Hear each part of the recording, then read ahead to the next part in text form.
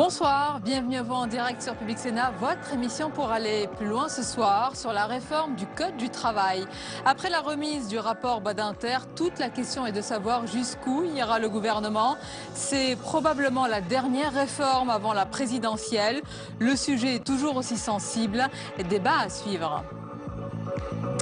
Trop, c'est trop. À Calais, habitants et élus tirent de nouveau la sonnette d'alarme après les débordements des derniers jours. La tension est à son comble. On analyse ce soir la situation avec de nombreux invités en notre compagnie. Enfin, l'entretien pour aller plus loin. Sociologue, habitué des controverses, Michel Maffezoli dit et écrit ce qu'il pense, n'en déplaise à certains.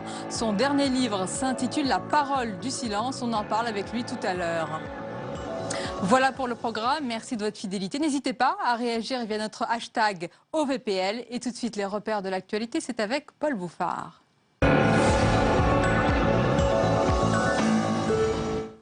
Bonsoir à tous, ravi de vous retrouver à la une de l'actualité. Ce soir, des attaques d'ampleur complexes et coordonnées. L'Europe et la France sont plus que jamais sous la menace de Daesh. Europol, l'Office de police criminelle européen, livre un rapport alarmant. Bernard Cazeneuve demande aujourd'hui à ses partenaires européens des mesures antiterroristes inédites. Mounir Soussi. L'Europe dans le viseur de l'État islamique. Europol appelle les chefs de gouvernement à la plus grande vigilance. L'autoproclamé État islamique a développé une nouvelle capacité de combat pour effectuer une campagne d'attaque terroriste d'ampleur mondiale, concentrée en particulier sur l'Europe. Le rapport pointe un changement dans le mode opératoire de Daesh qui compte cibler en priorité des populations civiles dans des opérations coordonnées à l'image des attentats de Paris. Un des moyens pour contrer cette menace, le partage d'informations à l'échelle européenne. Lors de la réunion des ministres de l'Intérieur de l'UE à Amsterdam, Bernard Cazeneuve a réclamé une série de mesures. Il souhaite accentuer la lutte contre le trafic d'armes ainsi qu'un plus grand contrôle des déplacements des ressortissants européens, notamment grâce à la mise en place du PNR, ce fichier qui devra regrouper les données de tous les passagers aériens circulant sur le continent. Et face à cette menace terroriste, rien n'effraiera la France, a dit François Hollande. En visite en Inde, le chef de l'État a précisé qu'aucune menace ne fera douter la France sur ce qu'elle a à faire dans le combat contre le terrorisme. Fin de citation. Ils vont devoir partir à Notre-Dame-des-Landes. 11 familles et 4 agriculteurs opposants au projet de l'aéroport vivant sur le site seront expulsés. Ainsi en a décidé aujourd'hui la justice. Certaines familles ont un délai de 2 mois pour évacuer. Voici les détails avec Géraldine Bavoilo. C'était les derniers irréductibles. 11 familles et 4 agriculteurs vont être expulsés. Le tribunal de grande instance de Nantes vient de rendre sa décision. Cette expulsion, réclamée par une filiale de la société Vinci, devait s'assortir d'une astreinte financière. Mais le juge a rejeté cette demande car selon lui, elle n'était pas justifiée et disproportionnée. 8 des 11 familles ont un délai de 2 mois pour quitter les lieux. Les autres doivent partir immédiatement. En 2011, la filiale Vinci avait négocié avec tous les propriétaires des terres pour trouver un compromis à l'amiable. Mais 11 familles avaient refusé cette proposition de rachat. Ces opposants historiques au projet d'aéroport de Notre-Dame-des-Landes refusaient, depuis, d'évacuer les lieux. Le 13 janvier dernier, le tribunal de grande instance de Nantes a examiné la demande d'expulsion immédiate de ces 11 familles et de ces 4 agriculteurs. Ce week-end encore, les anti-manifestaient dans les rues de Nantes. Le transfert de l'actuel aéroport nantais vers le site de Notre-Dame-des-Landes, un projet vieux de plus de 40 ans, devait initialement s'achever en 2017. C'est le symbole de la crise migratoire en France. Calais, après les heures du week-end, 6 migrants sont toujours en garde à vue. Ce soir, 2 militants altermondialistes sous son contrôle judiciaire face aux tensions. Les élus locaux exigent plus de fermeté. Xavier Bertrand, président de la région Nord-Pas-de-Calais-Picardie, demande un conseil des ministres délocalisés. Écoutez. Calais ne peut pas être oublié par la France. Il y a une action qui est menée aujourd'hui par le ministère de l'Intérieur à Calais, mais ça n'est pas suffisant. J'en appelle au président de la République. J'en appelle au président de la République pour qu'il vienne lui-même se rendre compte de la situation à Calais. Pas pour qu'on aille lui expliquer, pour qu'il se rende compte, qu'il entende les responsables économiques, qu'il entende la population de Calais. Simplifier, rendre le code du travail plus lisible. Manuel Valls a reçu ce matin les propositions de Robert Badinter pour réformer le travail. Le CDI reste la règle. Le gouvernement ne souhaite pas non plus s'attaquer frontalement aux 35 heures. On écoute tout de suite le Premier ministre. Il réaffirme la nécessité d'une durée légale, normale, écrivez-vous, du travail et d'un droit à la compensation pour les heures supplémentaires effectuées au-delà. Le niveau de cette compensation sera inscrit dans le projet de loi. Et les entreprises pourront donc fixer par accord les modalités d'organisation du temps de travail sans remettre en cause la durée légale. Tout ce qu'il faut retenir de ce rapport Badinter et de ces 61 mesures, on en parle dans quelques instants avec nos invités. Éleveurs en colère, mercredi, Stéphane Le Foll mettra sur la table les mesures d'ajustement du plan d'urgence pour l'élevage. Des éléments concrets dévoilés lors du Conseil des ministres. En attendant, les éleveurs maintiennent leur mobilisation, blocage à La Rochelle, à Rodez ou encore en Haute-Marne. Je vous le disais, les 61 propositions de Robert Badinter pour réformer le Code du travail occupent l'actualité de cette journée. Décryptage tout de suite, Sonia, avec vos invités.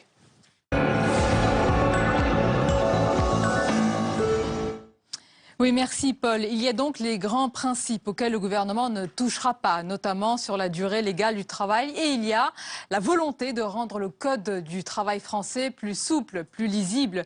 La commission Badinter a donc remis ses conclusions au Premier ministre. Et maintenant, toute la question est de savoir jusqu'où ira le gouvernement. Le sujet est toujours aussi sensible à gauche. On en parle avec nos invités dans quelques instants. Mais d'abord, les détails autour des conclusions de ce rapport Badinter avec Pauline Dame. C'est le premier étage du futur Code du travail. Un nouveau socle de droits fondamentaux avec deux mots d'ordre, simplifier et assouplir. Simplifier sans pour autant mettre en péril les droits des salariés. Après la récente sortie d'Emmanuel Macron sur la durée légale, pas question de toucher au symbole des 35 heures. Tout dépassement du temps de travail par un salarié doit donner lieu à une compensation. Mais les entreprises pourront contourner ces garde-fous en leur permettant de négocier leur organisation de travail avec les syndicats. Le texte ne fixe pas de règles précises sur le taux de majoration des heures supplémentaires. L'ancien garde des Sceaux conserve le principe du CDI, tout comme l'idée du salaire minimum. Au total, 61 articles. Il réaffirme des principes évidents, comme le droit de grève, l'interdiction de toute discrimination ou l'égalité professionnelle entre hommes et femmes. Ces principes, nous les considérons comme le préambule du Code du travail. Le document servira de base à la réforme du marché du travail présentée par Myriam El Khomri le 9 mars prochain. Le chantier doit durer 2 ans.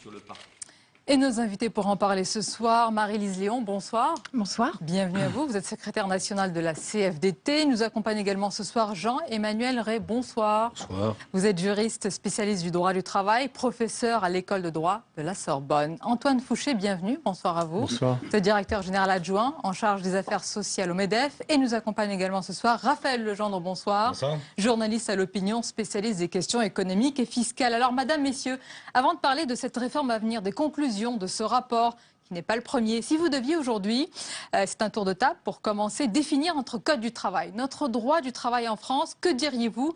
Quels qualificatifs décrivent ce code du travail selon vous, Marie-Lise Léon?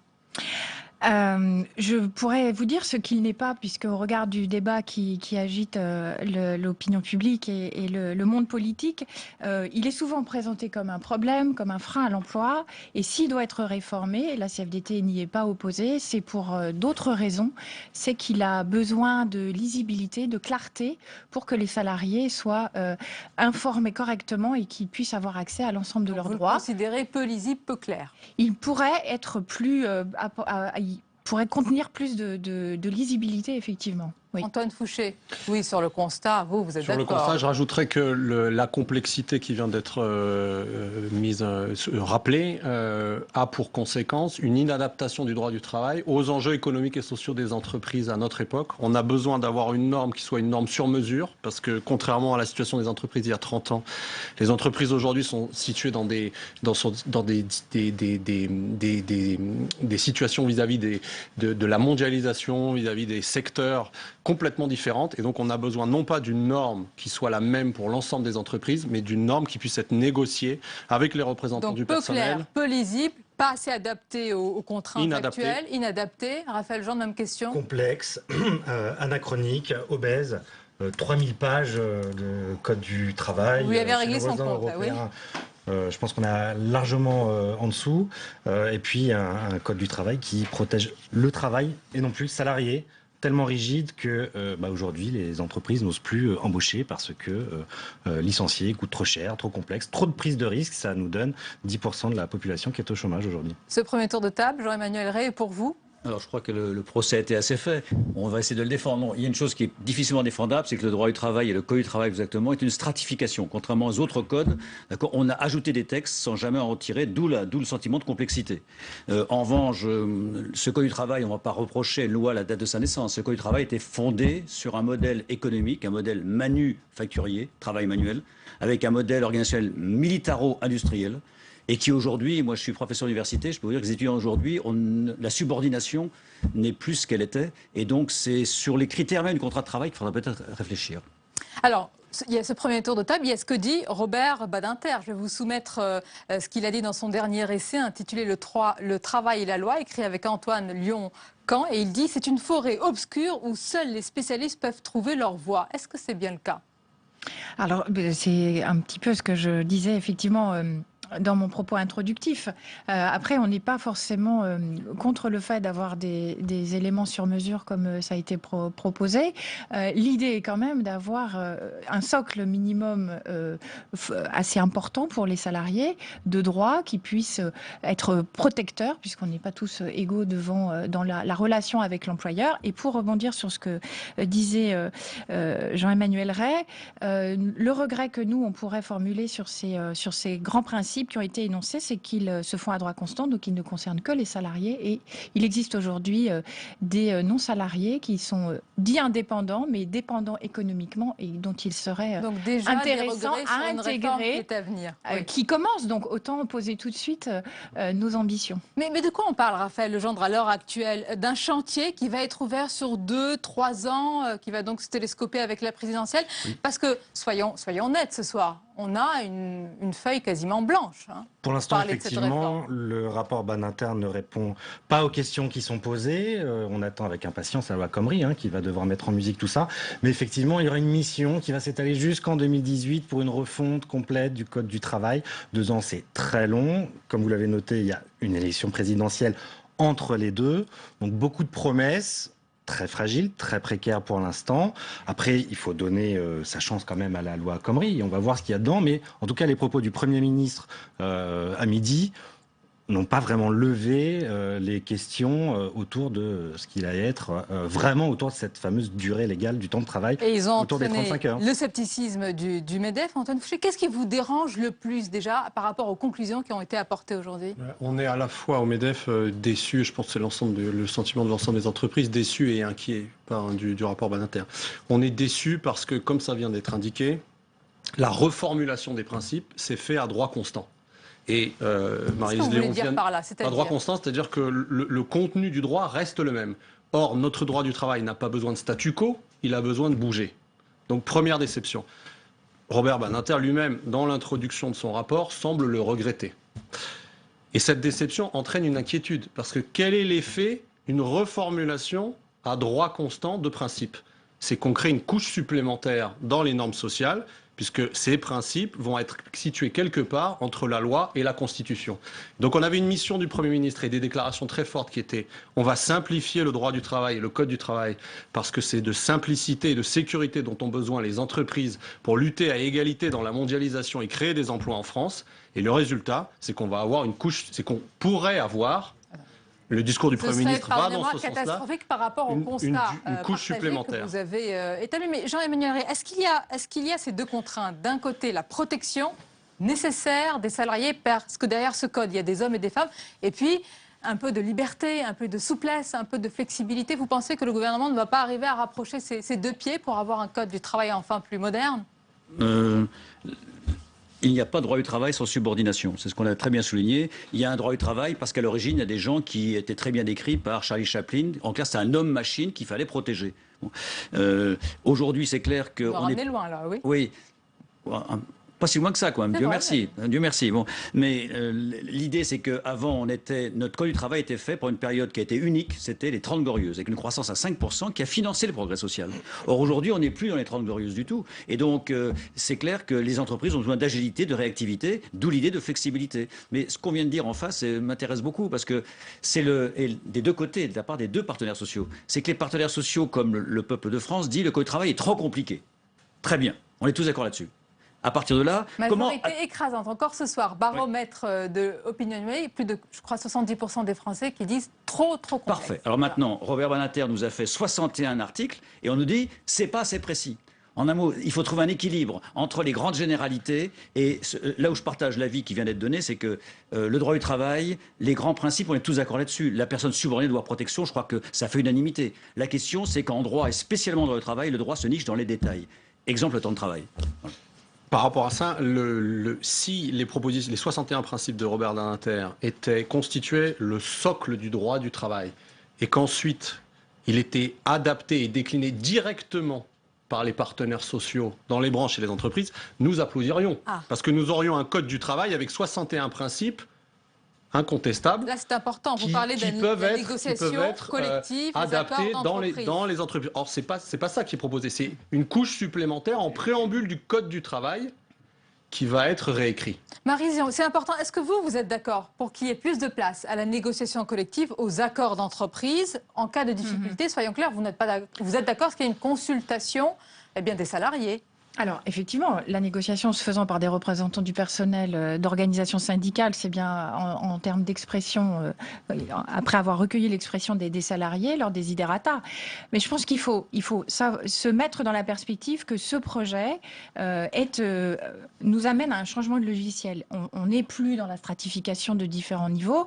On nous propose d'avoir un préambule, des grands principes qui puissent être faciles d'accès, ou en tout cas plus faciles d'accès à des non-juristes, et qui puisse se décliner dans une loi. Quand Antoine Fouché nous dit on pourrait avoir ces grands principes et ensuite laisser les organisations syndicales et patronales vous êtes inquiète qu'on contourne les syndicats, qu'on passe par un référendum? Alors ça, c'est autre chose. Il y a qui est-ce qui construit la norme et comment elle est organisée. Sur la première partie, en matière d'articulation, l'idée, c'est bien d'avoir des principes généraux, une loi la plus claire possible, et ensuite un dispositif qui permet de renvoyer un certain nombre d'éléments à la négociation, qu'elle soit de branche. Ça, on insiste beaucoup. C'est extrêmement important que l'on garde cette ossature de branche professionnelle et ensuite de négociation d'entreprise. Je précise que c'est important d'avoir ces différents niveaux, sinon on va avoir quelque chose d'extrêmement vague au niveau central et ensuite des choses qui se préciseraient entreprise par entreprise. Un peu de pédagogie sur ce point, il est important, Raphaël Legendre, parce qu'on dit qu'il faut donner la place à la négociation dans l'entreprise. Et en même temps, les syndicats disent mais attention, nous on veut que ce soit précis, la loi le fixe, mais comment ça se passe concrètement? Mais la loi n'est pas là pour savoir dans la petite TPE ou PME comment ça se passe, quel est le cycle de production. On ne peut pas décider ça dans le marbre de la loi. Il faut de la souplesse. Si on ne peut pas le faire au sein d'une toute petite entreprise, qu'on le fasse par accord de branche. Encore faudra-t-il simplifier les branches. On a 700 branches en France, c'est beaucoup trop. On espère que ce nombre va se réduire dans les prochaines années, mais c'est encore un vœu pieux pour le moment. C'est un vœu pieux. C'est un vœu pieux. C'est en cours. C'est en cours. C'est en cours ou c'est un vœu pieux? C'est en cours. C'est un travail en cours. Après, il faut savoir quelle marge de manœuvre on va donner à ces entreprises. Encore une fois, le discours au niveau du gouvernement n'est vraiment pas clair. Aujourd'hui, Manuel Valls nous a dit déroger aux 35 heures n'est plus une transgression. Donc là, on dit très bien, on fait sauter les 35 heures. Mais après, comme Emmanuel Macron l'a dit à Davos, il ajoute tout de suite après qu'on maintient la durée légale du travail. Le message est brouillé. Je pense que les acteurs économiques ne comprennent pas vraiment ce que compte faire le gouvernement. Il y a une négociation qui va rentrer, les curseurs ne sont pas encore posés. Donc, en fait, le vrai sujet, c'est à partir de combien on paye la 36e heure travaillée en réalité, parce que les 35 heures ont été réformées plusieurs fois. Les Français travaillent en moyenne 39 heures par semaine.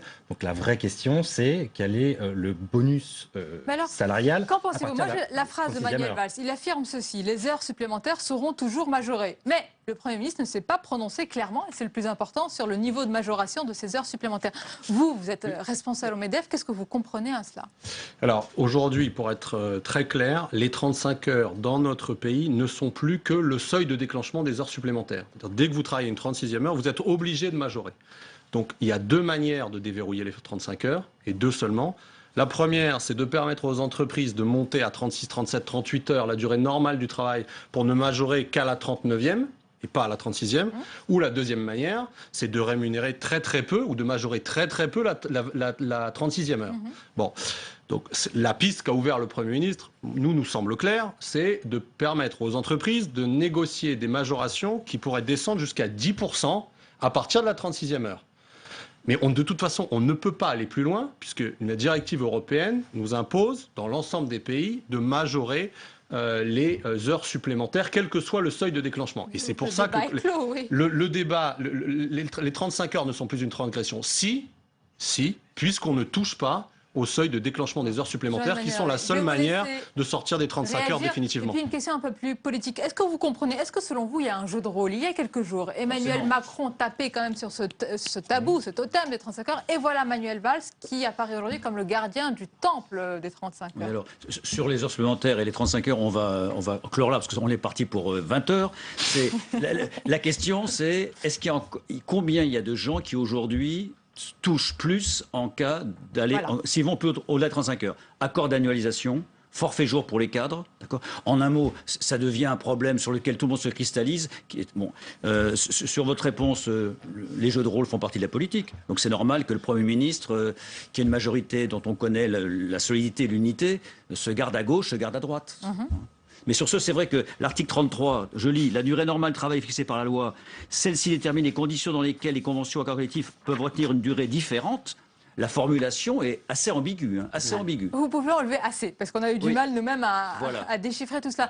Marie-Lise, il y a un point dont il faut que l'on parle, parce que le président a dit il y a quelques jours, nous sommes dans un état d'urgence économique et sociale. Nous avons un chômage de masse qui est installé. Est-ce que cette réforme dont on parle, qui touche au travail, est-ce qu'elle a un lien, est-ce qu'elle peut, et on l'espère, avoir un lien avec justement une sorte de plan anti-chômage? Ou alors vous dites ça n'a rien à voir, attention, parce que parfois c'est présenté ainsi.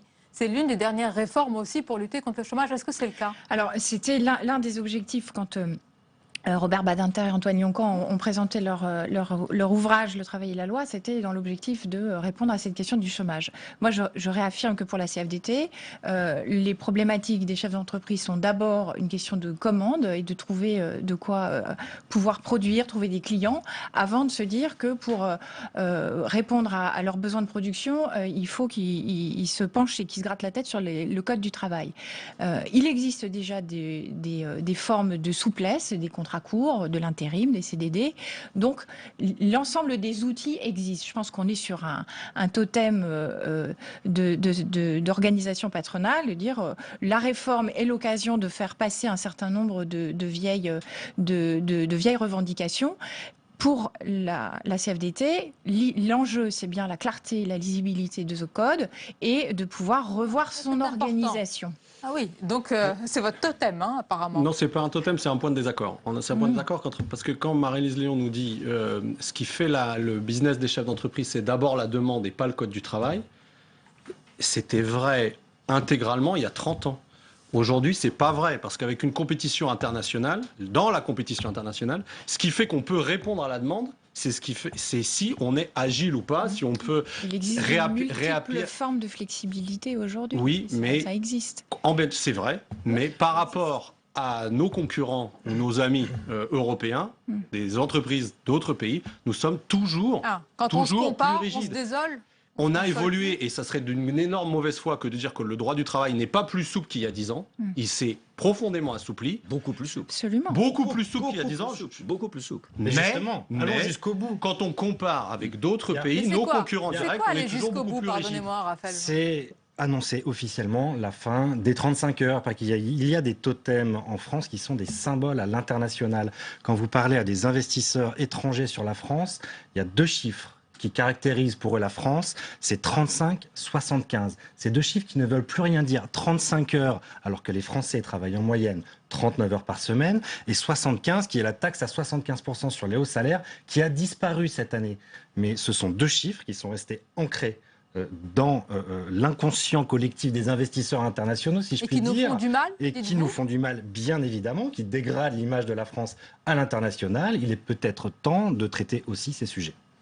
Oui, là on aborde une question qui est très importante, c'est que là on est tous entre Français en train de se demander est-ce qu'on peut faire quelque chose. Je vous rappelle qu'on a, venant de Bruxelles, des consignes très très fermes au titre du pacte qu'on connaît bien, et que donc en clair, Bruxelles met une pression considérable sur l'ensemble des pays, et y compris nous, pour flexibiliser le marché du travail. Il nous reste quelques minutes, je voudrais qu'en guise de conclusion, parce que c'est une réforme à venir, hein, Marie-Lise Lyon, qu'est-ce que vous attendez au-delà de rendre plus lisible, plus clair, pour la protection des salariés, mais en même temps pour donner plus de souplesse et de liberté? Qu'est-ce qu'il faudrait ajouter aux 61 mesures ou plus de Robert Badinter? Ou alors quelles mesures le gouvernement doit retenir en priorité, s'il y en avait une tout de suite à mettre en œuvre? De la souplesse par accord et par négociation collective, certes, par des organisations syndicales, et ouvrir ces droits, ces libertés à d'autres travailleurs, à l'ensemble des travailleurs. On en a peu parlé, d'accord.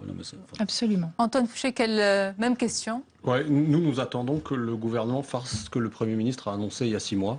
C'est-à-dire qu'on mette en place une autre manière de produire de la norme sociale en France, non pas une norme qui descend de Paris, qu'elle soit produite au Parlement ou en égo au MEDEF, et qui s'applique à toutes les entreprises de la même manière, quelle que soit la taille et quel que soit le secteur, mais une norme qui est créée dans les entreprises par la négociation. C'est pas de la dérégulation, c'est une autre forme de régulation qui est adaptée aux enjeux économiques et sociaux de notre pays. Jean-Emmanuel Ray. Oui, la question de base, c'est quoi le code du travail? C'est le code du travail salarié. Et c'est pour ça que je partage tout à fait l'avis de ma voisine.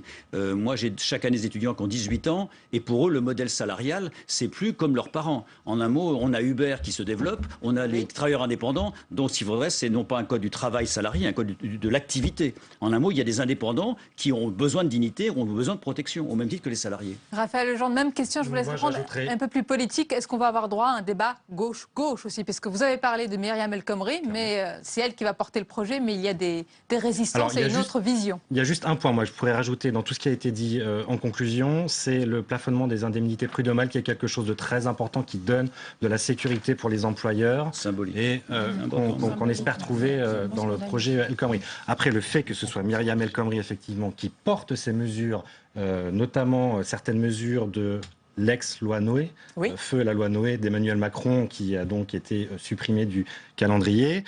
C'est très clairement un message adressé à la gauche de la majorité. François Hollande est toujours en train de déployer une politique de l'offre pour laquelle il a une majorité fluctuante, en tout cas certainement pas ferme. Et l'idée de regrouper l'ensemble de ces mesures dans un seul texte de loi, c'est aussi pour le gouvernement, s'il faut passer par le 49.3, eh ben on le fera une fois pour toutes, et puis voilà. Le sujet est économique et également très politique. Merci beaucoup, merci Madame, Messieurs pour ce débat. Restez avec nous. La suite de votre émission et l'actualité économique et politique, c'est aussi ce soir les relations Paris-New Delhi. Quels sont les contrats vraiment signés par la France en Inde ?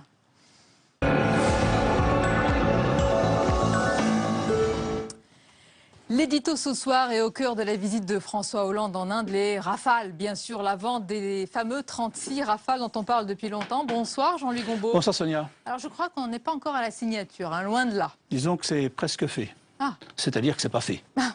Donc on a l'impression dans cette affaire qu'on est un peu devant le supplice de Tantale, vous savez, le repas qui avance vers le vendeur, et puis quand ça arrive, hop, la mer redescend et ça s'en va, et ça dure l'éternité. Là, ça dure depuis quand même 7 ans. C'est-à-dire quand en 2009, les Indiens sont arrivés, ils ont dit « Ah, il est pas mal votre avion, ça m'intéresse, je vais peut-être l'acheter, etc. » Bon, très bien. Janvier 2012, ils arrivent, ils disent « Oui, oui, c'est très très bien, vous êtes sélectionnés, on va vous en prendre 116. » 116 ? Alors les Français étaient stupéfaits, à l'époque, ils n'en avaient pas vendu un seul. « Oui, mais on aimerait en faire 110 chez nous sur les 116. » Alors là, ça va pas du tout. 90% des Rafales sont faits en France, donc il n'est pas question... Bon, alors on va revenir chez nous, on va retrouver. Et en avril 2015, le Premier ministre est arrivé, il a dit à M. Hollande, bon, ben, je vais vous en acheter 36. 36, c'est très bien. Et on arrive donc aujourd'hui, 36, oui, c'est toujours 36, mais il y a encore un problème sur les prix. Et quand on regarde ce qui se dit à peu près à gauche à droite, la fourchette serait entre 8 et 12 milliards d'euros de différence. Donc c'est quand même important. Et donc ce n'est pas fait du tout. Il faut, alors on nous a dit, ça sera fait dans les 4 semaines. Comment arriver à résoudre un écart de 4 milliards en 4 semaines, c'est absolument considérable. Alors ce qui se passe, c'est que on a l'impression que les Indiens nous font lamberner, en quelque sorte, lanterner plutôt, parce qu'ils ont l'impression qu'on a plus vendeurs qu'ils ne sont acheteurs. Il est clair qu'ils ont envie de ces avions, ça c'est sûr, on le sait bien, mais ils savent que nous, on a absolument besoin de les vendre, parce que pour l'instant, on en a vendu 48, 24 aux Égyptiens, 24 au Qatar, financé d'ailleurs par l'Arabie Saoudite, mais enfin peu importe.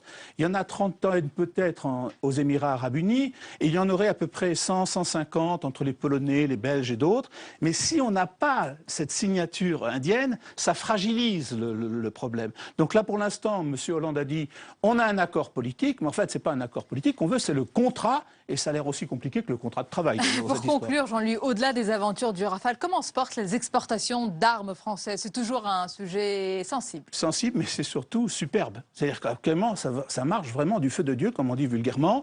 En 2013, on faisait 4-5 milliards d'exportation. En 2014, on a fait 8. Et là, on va arriver à 15 milliards. Donc, on est quand même le fait que on bénéficie un petit peu de l'attention internationale et effectivement, ça marche très bien. Le problème, c'est que nos ventes sont concentrées dans un petit nombre de pays. Quand on regarde, on prend le Golfe, essentiellement l'Arabie Saoudite, les Émirats Arabes Unis, plus l'Inde, on a plus de 50% des ventes d'armes françaises. Donc en réalité, c'est assez fragile. C'est super, mais c'était assez fragile. Imaginez que mercredi, le président iranien, M. Rouhani, arrive, il vient ici pour nous acheter 110 Airbus, c'est très bien, et ils nous disent ah, « ça m'intéresse un petit peu vos Rafales ». Vous imaginez la réaction des Saoudiens si jamais on vendait des Rafales. Ouais. Donc ce n'est pas un marché très très simple.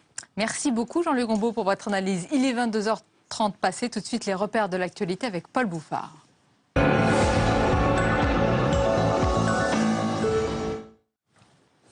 30 ans après, ils sont relaxés dans l'affaire de l'hormone de croissance. Les 2 scientifiques mis en cause ont été blanchis par la justice. C'est donc officiellement la fin d'un scandale sanitaire qui avait débuté en 1983.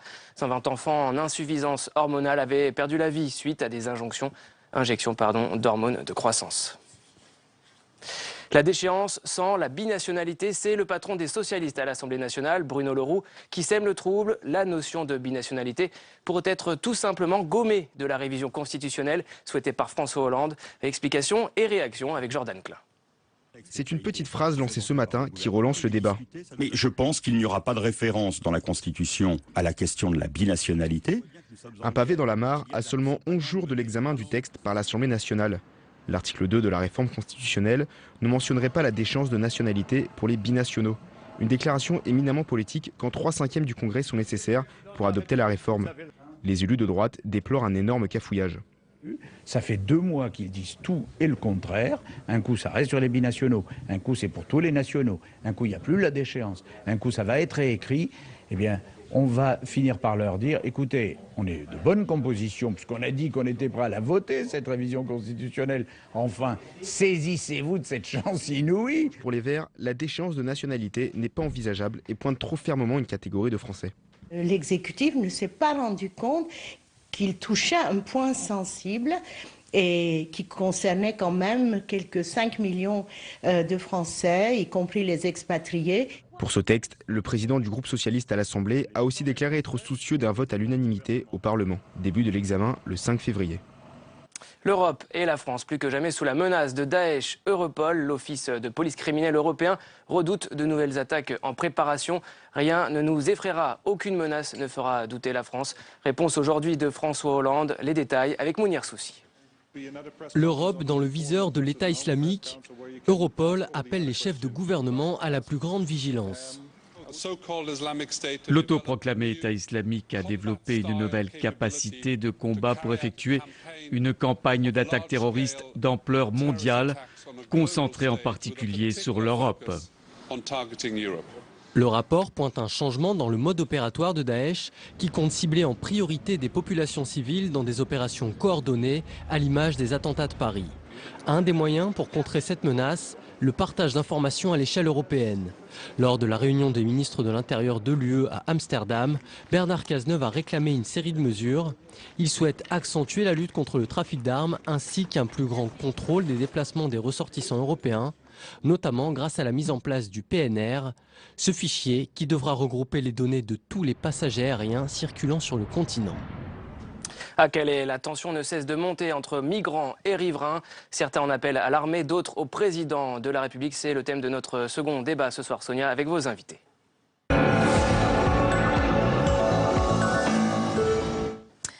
Oui, la tension est à son comble à Calais. La ville est depuis longtemps une véritable poudrière de la crise migratoire et les événements, les débordements des derniers jours sont autant de nouvelles poussées de fièvre. Alors on multiplie les mesures d'urgence, mais les habitants et les élus réclament d'abord de véritables solutions à long terme. On en parle dans quelques instants avec nos invités. D'abord, retour sur un week-end sous tension avec Sophie Normand, couturier.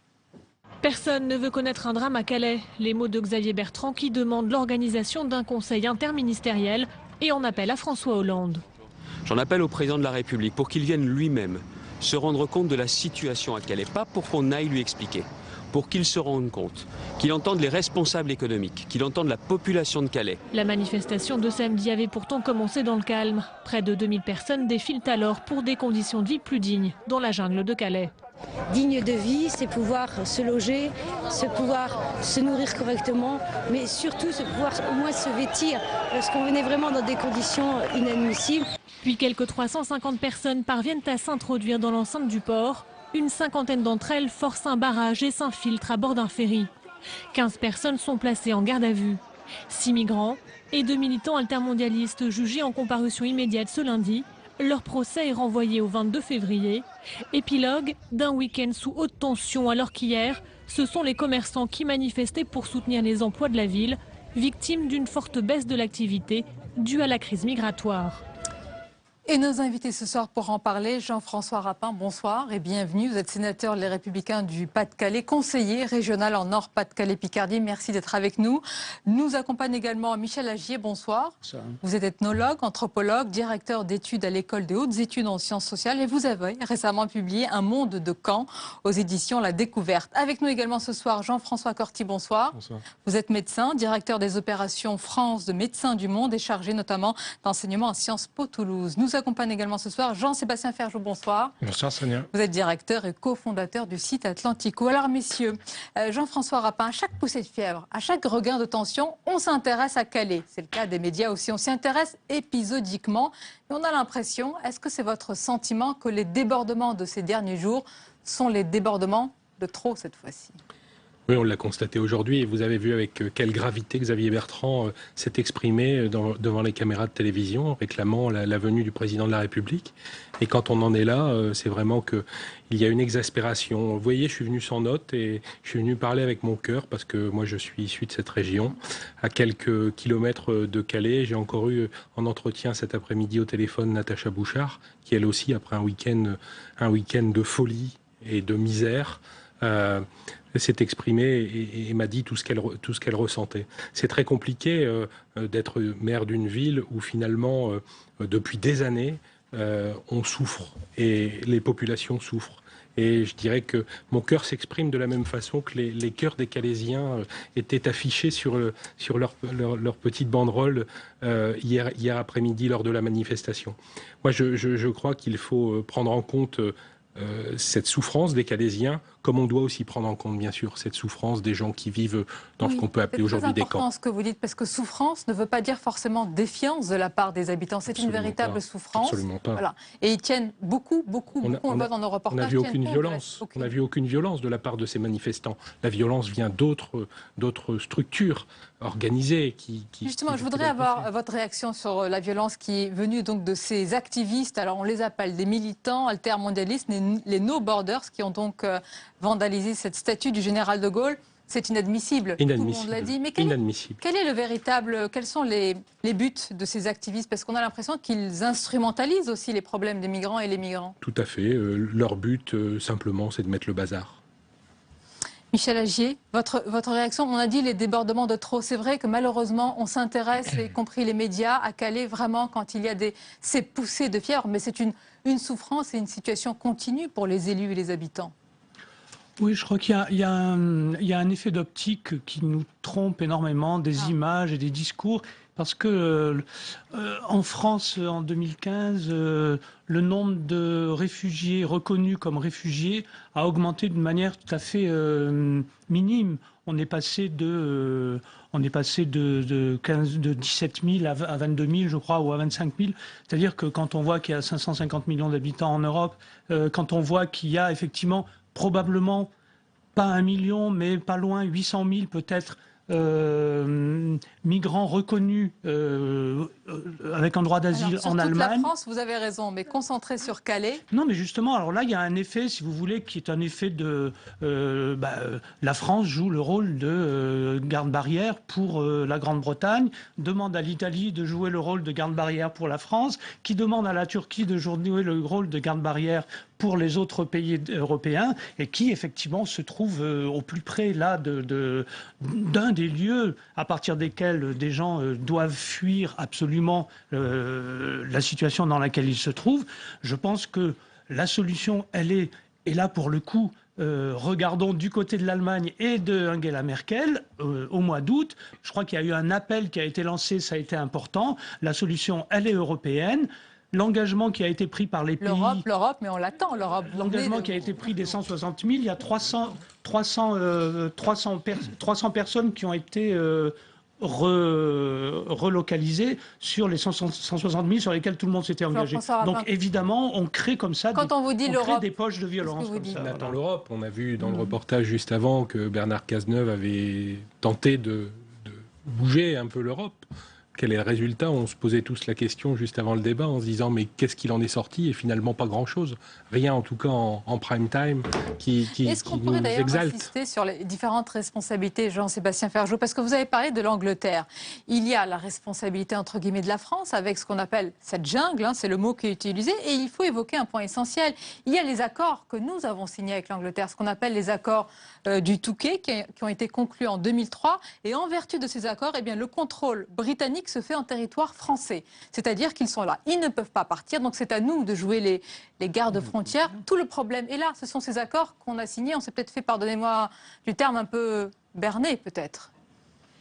C'était une autre question qui était aussi en jeu à l'époque, parce que la question ne se posait pas exactement comme ça.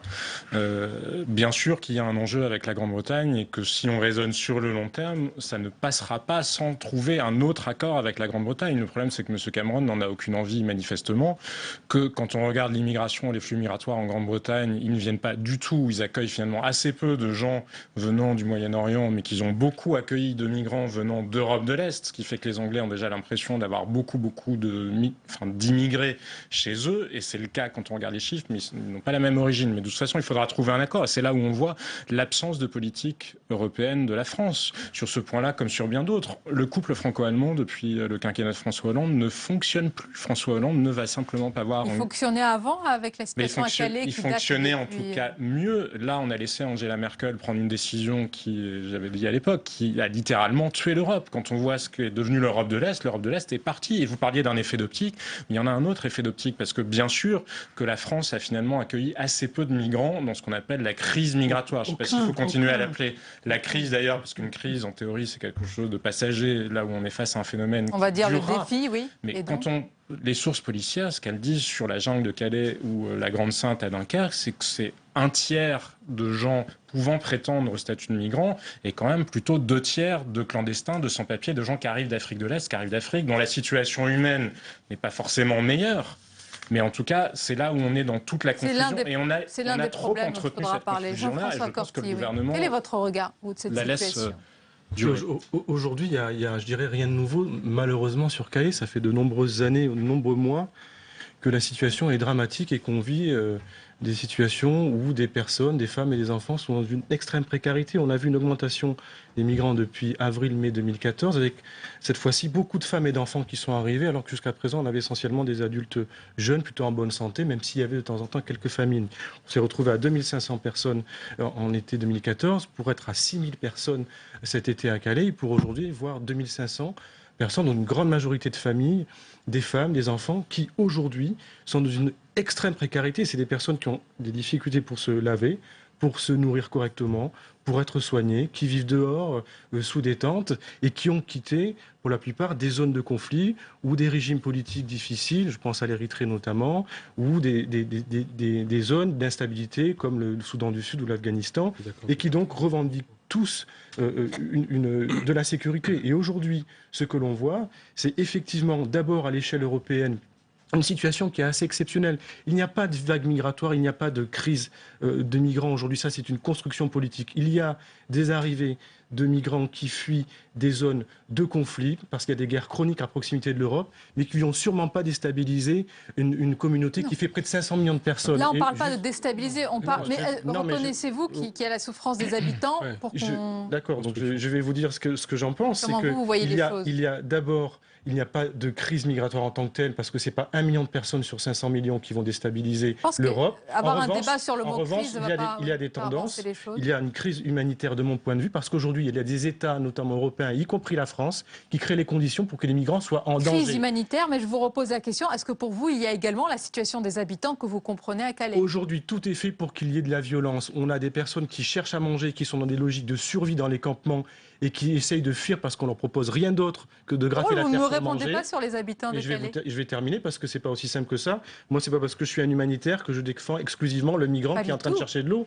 Je développe mon propos. Et vous avez une vision très nuancée. Aujourd'hui, il y a des migrants qui souffrent et qui sont en danger. C'est la première chose. D'autre part, on peut comprendre des Calaisiens qui sont exaspérés de voir des gens qui sont en train de chercher de la nourriture, qui essaient de manger et qui sont à leur porte. Et aujourd'hui, ce que l'on voit, c'est une puissance publique qui est faible et qui renvoie son incapacité à gérer, à protéger les vies humaines et à sécuriser les Calaisiens qui sont légitimement en difficulté. Juste, mais dans ce cas-là, expliquez-moi, Jean-François Rapin, pourquoi alors la maire de Calais, Natacha Bouchard, elle parle d'état de guerre à Calais et elle réclame une fois de plus, de nouveau, la présence de l'armée. Expliquez-moi face à ce qu'on vient de dire. Je reprends le propos de construction politique du docteur Corti et j'entends des éléments d'ailleurs que je pourrais reprendre aussi à mon compte sur la souffrance des migrants pour avoir été dans le camp et voir aussi que souffrent. Mais la construction politique, je trouve que c'est un terme qui est dur parce que quand on est sur site, quand on connaît ce littoral et qu'on voit aujourd'hui sur plusieurs rangées des barrières de protection et on en ajoute en permanence autour du port, autour du tunnel, il n'y a pas de construction politique. Je dirais qu'il y a de la construction de barrières, il y a de la construction sécuritaire, il y a de la construction autour de l'inquiétude qui est forte. Et le mouvement d'hier n'est qu'une expression et un ressenti. Moi, je crois que Madame le maire de Calais, elle n'est pas la seule. D'ailleurs, Xavier Bertrand l'a fait durant toute sa campagne électorale régionale, à réclamer l'armée. Pourquoi l'armée ? Non pas pour tirer sur les gens, mais simplement parce que l'armée a des moyens complémentaires. Moi, j'ai reçu, je vais vous dire, en termes de sécurité, un syndicat de CRS cette semaine. Sachez qu'il y a près de 25% des effectifs de CRS de la nation qui sont à Calais. 10 compagnies ennemies, rendez-vous compte. Ces gens sont éreintés, ils sont fatigués, ils ne sont quasiment pas relevés. Aujourd'hui, le logement de ces gens se fait à près de 60 km. De ces CRS qui assurent la sécurité des Calaisiens se fait à près de 60 km. Donc à un certain moment, il faut passer à une étape supérieure. Et moi j'ai l'impression, en fait, on nous annonce qu'il y a de moins en moins de migrants dans le camp, et notamment dans ce qu'on appelle vulgairement la jungle. Il y en a de moins en moins et il y a de plus en plus de problèmes. Et je pense que ça ne repose pas que sur la construction politique, il y a aussi du vécu autour de ça. Et la justification de l'armée, c'est parce qu'il faut passer à l'étape supérieure. On n'arrête pas de le dire, il ne se passe rien. Il ne se passe rien. Les problèmes s'accumulent, les problèmes s'amoncellent. Sur la zone de Calais, on imagine tous les problèmes sociétaux aujourd'hui qui se rencontrent. On parlait tout à l'heure de manifestations extrémistes. On parlait tout à l'heure, le docteur Corti me disait que ces équipes se faisaient parfois malmener aussi. Donc on accumule tous les problèmes sur finalement une zone très très restreinte. Michel Agier, vous vouliez réagir ? Oui, de samedi, des manifestations de samedi, on peut retenir, à mon sens, deux choses. C'est qu'effectivement, une grande partie des habitants qui ont manifesté étaient très pacifistes et très pacifiques à l'égard des migrants, n'avaient aucun mot contre.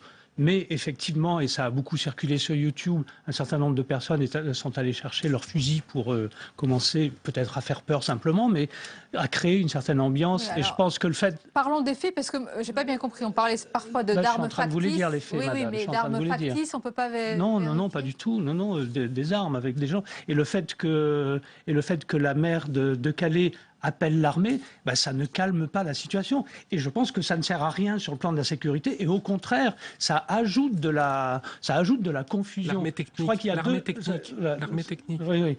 Non, quand on appelle l'armée, si vous voulez. On peut pas. Après, on peut faire des détails, mais enfin, il y a des responsabilités des élites, à mon sens, sur ces questions-là. On attend que l'Europe réagisse, comme vous l'avez dit. D'un côté, les habitants. Je voudrais juste rectifier un propos. Les Calaisiens ont énormément d'associations, de groupes qui, depuis des années, viennent en aide aux migrants qui circulent. Ils les ont aidés pendant des années.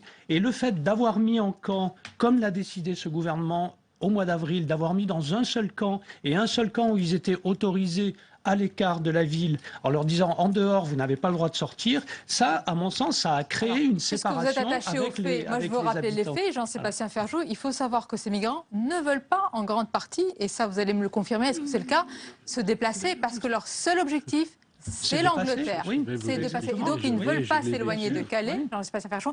Le gouvernement tente de les reloger. Dispatcher, ce n'est pas le bon mot, mais de les relocaliser ailleurs. Mais il y a un point de fixation. Voilà où est le problème. Bien sûr, il y a ce problème avec la Grande-Bretagne, de toute façon, dont on ne sortira pas tant qu'on n'aura pas trouvé d'accord après la Grande-Bretagne. Ce n'est pas le gouvernement qui les masse, qui les bien sûr laisse à Calais. Mais après, encore une fois, il ne faut pas entretenir les confusions. Quand je vous disais tout à l'heure, il y a une part de vrais migrants, eh bien, puisqu'on a dit, et que l'Europe a dit qu'elle était prête à en accueillir, il faut les traiter dignement, et tant que leurs dossiers sont en cours de traitement, effectivement, mettre les moyens pour les traiter. À supposer qu'ils aient envie de rester en France, parce que c'est quand même la question qui se pose. Font-ils des demandes pour rester en France? Et les autres, il faut les mettre dans des centres de rétention. Ils ont de moins en moins envie de rester en France, précisément. La France manifeste suffisamment d'hostilité à l'égard des migrants, des réfugiés, des étrangers en général, pour fait que l'OFPRA, qui a voulu aller chercher des Syriens en Allemagne, n'a pas réussi à en ramener. Il y a deux choses. Je vais réagir deux choses par rapport à ce que vous avez dit. C'est très difficile de distinguer les bons des mauvais migrants, comme vous le faites de mon point de vue. C'est la rhétorique de la Communauté européenne qui, en montant les fameux hotspots qui sont notamment aux frontières de l'Europe, tend à vouloir gérer et faire du tri entre bons et mauvais migrants. Je ne sais pas comment on peut dissocier le bon migrant qui viendrait de Syrie du mauvais migrant qui aurait quitté un régime totalitaire érythréen, par exemple, et qui fuit son pays parce qu'il est risqué. C'est très difficile. Donc cette rhétorique, il y a des conditions, justement, oui, mais cette rhétorique est discutable de manière quand on fuit des zones instables du Sud-Soudan ou d'Afghanistan. On est légitimement aussi en droit de pouvoir demander protection. C'est le premier point. Le deuxième point par rapport à la réalité de pourquoi les gens sont dans ces camps, parce qu'effectivement, la plupart sont plutôt anglophones et ils pensent qu'ils pourront mieux s'intégrer du fait de la pratique de la langue, parce que l'accès au travail est beaucoup plus simplifié pour le meilleur et pour le pire en Angleterre aussi, mais aussi parce que les conditions d'accueil en France ne sont pas bonnes. Quand il y a cette année 80 000 demandes d'asile pour 25 000 places en centre d'accueil demandeurs d'asile, pour des familles qui sont plutôt classe moyenne syrienne, où sont-elles bonnes? Ils n'ont pas. Est-ce que vous avez un exemple? Vous me demandez pourquoi les gens sont dans ces camps, pourquoi ils viennent en Angleterre? Parce qu'ils sont aussi mal accueillis par la France et qu'on ne dit pas assez, et qu'aujourd'hui il y a des familles qui ne veulent pas dormir dehors pendant 6 à 8 mois en attendant que potentiellement ils aient une réponse positive. Donc ce qu'il faut faire aujourd'hui, c'est bien évidemment répondre à une situation d'urgence. Aujourd'hui, il y a une urgence sanitaire, il y a des indicateurs épidémiologiques qui font qu'il y a des enfants qui peuvent mourir de la rougeole. Il y a deux visions, il y a deux débats. Et ensuite, il faut désengorger Calais. On a bien compris. Oui. Il faut, il y a qu'à. Mais comment? C'est ça la question que j'essaye de vous poser depuis tout à l'heure. Je vais vous donner un exemple très concret. Il y a 1 an et demi, le préfet m'appelle en me demandant si je peux accueillir sur la commune dont j'étais encore maire il y a quelques jours, dans un camp à caractère social mais très agréable, une cinquantaine de jeunes migrants, donc plutôt adolescents, pour les faire souffler, respirer un petit peu. J'ai accepté tout de suite. Nous avons mis les moyens à disposition nécessaires, médicaments, j'ai demandé des friandises pour les enfants, etc. Ils sont arrivés en bus le lundi. Le mardi, ils reprenaient le chemin à pied de Calais. Alors que les conditions d'accueil étaient on ne peut plus accueillante ou agréable. Donc réellement, je ne sais pas si on est dans cette situation où les conditions d'accueil font ou ne font pas qu'ils restent ou qu'ils ne restent pas. Ils ont envie, pour la plupart, de passer en Angleterre. On est dans un problème de toute façon beaucoup plus large. Pardon, mais on ne peut pas ne pas se poser la question de l'appel d'air. Bien sûr que je comprends le travail que vous faites et il est éminemment respectable. Bien sûr, et personne ne peut froidement se dire la souffrance, d'ailleurs entrer dans une concurrence des souffrances des uns ou des autres. Mais on ne peut pas non plus ne pas se poser cette question-là. Regardez, quand Angela Merkel a créé cet appel d'air en disant mais si elle voulait vraiment faire preuve d'humanité, elle aurait pu dire organisons un pont aérien, parce que moyennant quoi, qu'est-ce qu'on fait? On est en train aussi d'entretenir des mafias, et en France, et c'est le cas aussi à Calais, pour passer en Angleterre, on entretient des mafias pour venir en Europe. On ne peut pas faire abstraction de ces questions-là, on ne peut pas faire abstraction du fait, il n'y a pas des bons et des mauvais êtres humains, je suis entièrement d'accord avec vous là-dessus. Après, il y a des gens qui viennent pour des raisons économiques, il y a des gens qui viennent parce qu'ils fuient pour leur vie, et je suis d'accord avec vous aussi que dans un certain nombre de cas, la zone est grise, parce qu'on peut aussi mourir de faim. Je suis d'accord avec vous. Après, on ne peut pas faire l'économie de la question du nombre de gens que l'Europe peut accueillir. Vous considérez que c'est une construction politique ou une construction intellectuelle. Admettons même que je sois d'accord avec vous. Il se trouve qu'en Europe, il y a un certain nombre de gens qui sont aussi des électeurs. Et il se trouve que nous vivons dans des démocraties, qu'on ne peut pas faire l'économie, et regardez les résultats des élections à Calais, on ne peut pas faire l'économie de ce que veulent la majorité des gens s'il y a une inquiétude en Europe. Ça n'est pas comme si l'Europe était dans une phase de prospérité absolue. Il y a une inquiétude économique, il y a aussi une inquiétude par rapport à l'origine des migrants. Si on était en train de revivre la crise des boat people, je pense que la question se poserait différemment. Vous voyez bien, et loin de moi de vous dire que les migrants sont des terroristes ou même des terroristes potentiels, mais vous voyez bien que non, ce n'est pas ce que je suis en train de dire. Je suis en train de vous dire que il est inévitable que dans le champ politique, on prenne en compte cette question-là parce qu'elle se pose. Elle se pose, et sans même aller jusqu'au terrorisme, elle s'arrête bien avant le terrorisme. Elle s'arrête à la question de l'intégration. Sommes-nous en mesure d'intégrer des gens dignement? La question, vous disiez pour le bien, pour le meilleur et pour le pire en Angleterre, je suis absolument d'accord avec vous. Il se trouve que le marché du travail britannique est capable d'intégrer des gens, mais il est aussi capable de les intégrer avec des emplois qui ne sont pas dignes. Parce que quand vous êtes payé une misère, que vous ne pouvez pas vous loger dans le centre de Londres, que vous êtes obligé de faire des heures et des heures de transport en commun, ce ne sont pas des conditions de vie acceptables. Et après, on s'étonne qu'il y ait des problèmes de cohésion. On ne peut pas faire abstraction de ces questions-là. Il reste quelques minutes. Je voudrais vous laisser conclure, chacun d'entre vous, ce que vous avez envie d'ajouter. Et selon vous, malgré tout, parce qu'on a posé beaucoup le constat, quelle solution, quel début de solution à long terme? Michel. Non, je crois que la solution, en général, c'est au contraire de ce qui vient de dire, c'est plutôt favoriser la légalité et la liberté de circulation. C'est-à-dire que les gens sont enfermés dans un camp comme Calais. C'est une souffrance pour les habitants, mais excusez-moi, c'est quand même autre chose que d'avoir toute la famille malade, de ne pas avoir de toit, de ne pas avoir, etc. Aussi, donc, que les gens soient agacés par une présence, c'est une chose, que d'autres soient effectivement dans des conditions de survie terribles, c'est autre chose. Même question, oui. Mais simplement, faciliter les flux, faciliter la circulation, permet aux gens d'aller et de venir. C'est ça où il faut revoir complètement cette politique. La France actuellement a une politique qui va dans un sens et dans l'autre, qui ne sait pas quoi faire, et donc qui ne sait pas favoriser l'ouverture des frontières et qui crée des camps un peu partout. Aujourd'hui, il y a deux niveaux de réponse à l'échelle européenne. Il faut sauver des vies en mer Égée, en Méditerranée. Il faut augmenter les opérations de rescue. Il faut augmenter ce qu'on appelle les voies légales et faire effectivement en sorte que les gens puissent venir avec des visas humanitaires plutôt que de se noyer en mer et d'alimenter les mafias, comme vous le disiez. Et puis à l'échelle française, il ne faut pas faire l'économie d'une réponse adaptée d'urgence sur Calais, parce qu'il y a des gens qui sont en danger, et il ne faut surtout pas opposer les bons Calaisiens aux mauvais migrants ou les bons migrants versus les mauvais Calaisiens. C'est l'insuffisance de la puissance publique aujourd'hui, c'est mauvais pour tout le monde. Et je terminerai par dire qu'effectivement, de mon point de vue, il n'y a pas de crise majeure sur les migrants en Europe. On sait que c'est la crise économique et qu'aujourd'hui, on a peu trop tendance à mettre sur le dos des migrants ces responsabilités-là, et qu'il faut des politiques publiques de lutte contre l'inégalité qui soient adaptées, y compris pour les Français précaires, y compris pour les migrants en situation irrégulière. Les accords du Touquet, vous l'avez rappelé tout à l'heure, ont été traités il y a 13 ans maintenant, donc dans quelques jours ce sera l'anniversaire des 13 ans. Ils étaient adaptés à une situation qui n'était pas celle d'aujourd'hui. Il n'y avait pas eu le printemps arabe, il n'y avait pas eu les troubles qu'on connaît au Moyen-Orient.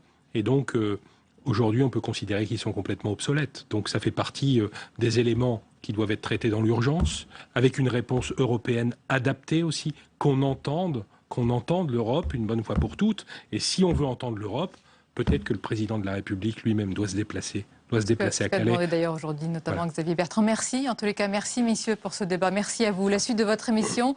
Et on va retrouver tout de suite Alex Darmon qui a laissé traîner son micro trop tard. Et ça se passe au Salon de l'Emploi, visite guidée. Regardez.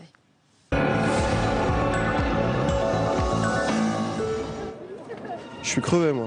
C'est du travail, mais je suis crevé, là.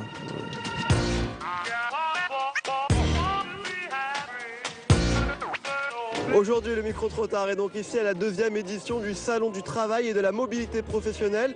Ici, on propose, vous allez voir, des solutions pour accompagner les Français à la recherche de travail. Mais est-ce que ça marche? Eh ouais, c'est une question, ça. Venez, on a du boulot. Bon, un petit bonbon.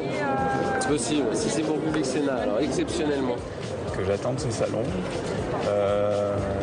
Il faut savoir ce qu'on vient chercher, en fait, je pense. Ce type de salon, c'est une occasion de rencontre, d'échange entre les gens eux-mêmes. Il suffit d'un bon contact pour que ça puisse nous lancer. Souvent, on est sous-informé ou mal informé. L'information, c'est capital. Ils cherchent quoi dans ce salon? Des formations, ils viennent parler de leurs projets professionnels, notamment. Et qu'on donne certaines réponses à des ambiguïtés ou des choses un peu absurdes de certains systèmes. On observe des gens très hétérogènes en termes d'âge, de profil et de maturité. Il faut les accompagner. Je crois qu'il faut surtout les pousser à l'audace. En fait, vous, on peut dire que vous travaillez au Salon du Travail. Exactement, je travaille au Salon du Travail. C'est fou quand même. C'est fou, hein. Vous l'avez trouvé ici, votre boulot? Non, je ne l'ai pas trouvé ici. D'accord. Je voulais vous montrer mon t-shirt aussi, monsieur Lang, regardez. Le travail paie, le talent fascine, pourquoi pas. Je viens de voir Jack Lang. Je viens de voir Jack Lang, là. Ah bon? C'est bien. C'est vrai, le travail paie, le talent fascine. Oui, mais on peut dire aussi le talent paie, le travail fascine. Mais le talent, il peut naître aussi en travaillant. Vous trouvez? Ah ouais, moi je trouve que le travail, c'est fascinant. Il faut être conscient et réaliste, mais il faut toujours être confiant. L'emploi existe. Toute la difficulté, bien évidemment, c'est de rapprocher les demandeurs d'emploi de la réalité de l'emploi. Il faut avoir confiance. Voilà, il faut avoir confiance, il faut avoir des projets, des rêves. Peut-être un peu plus d'offres, un peu plus de moyens.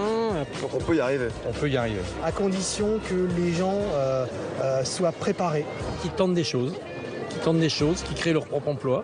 J'aime beaucoup votre barbe, vraiment. Je suis omnibulé par votre barbe. Merci. Bravo, merci à vous. Votez barbier.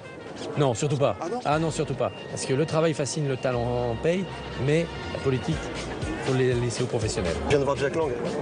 Et alors? Bah, c'est cool, non? Tout le monde s'en fout, quoi. Jack Lang, quand même, quoi, je veux dire. Voilà, et on retrouve tout de suite Paul Bouffard pour les principales informations de la soirée.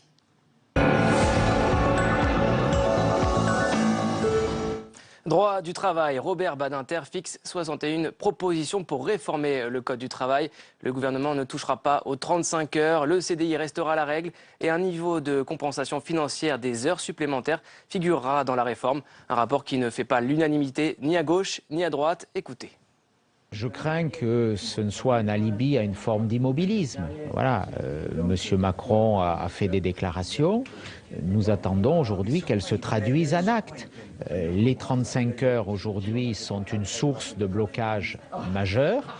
Il faut lever cette source de blocage. Je n'ai pas l'impression que c'est ce vers quoi nous dessinons aujourd'hui et je le regrette. On n'assiste pas à un assouplissement ou à une modernisation du Code du travail, mais un déshabillage en règle du Code du travail.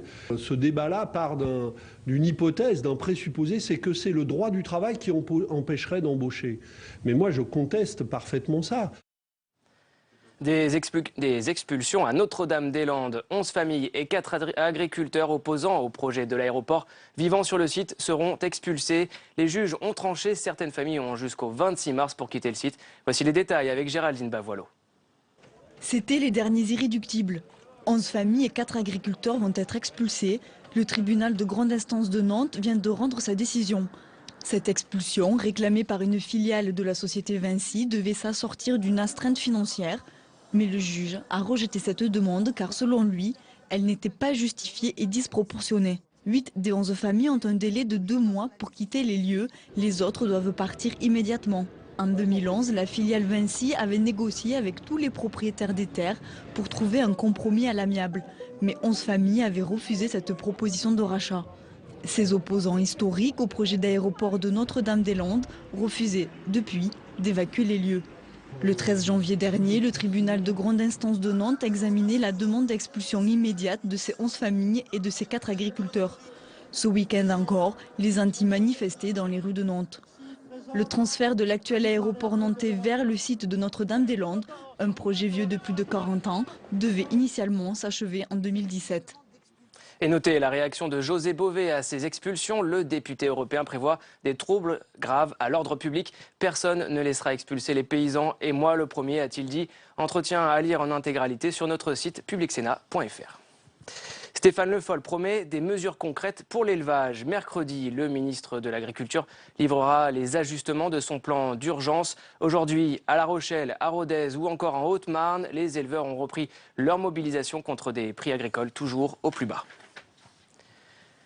Et puis, soyez prévoyants, demain, école, trafic aérien, taxi, une journée de grève qui risque fort d'avoir des répercussions dans votre quotidien.